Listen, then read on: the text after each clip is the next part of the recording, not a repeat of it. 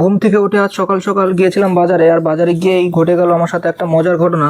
তাই দেরি না করে তাড়াতাড়ি দেখো।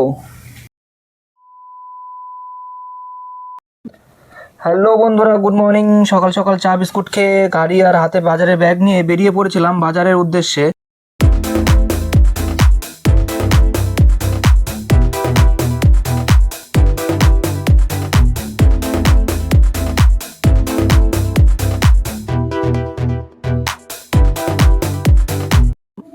আজ আমি এত সকালে ঘুম থেকে উঠেছি, তাই দেখো রাস্তায় বেরিয়ে একটা লোকও দেখতে পাচ্ছি না।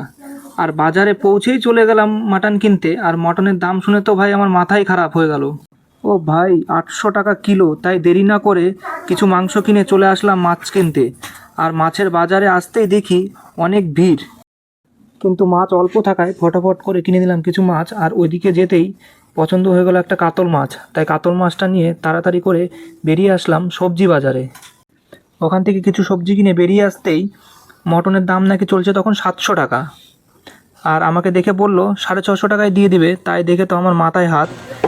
আর কি করব, মটন তো নিয়ে নিয়েছি, তাই চিন্তা ভাবনা না করে তাড়াতাড়ি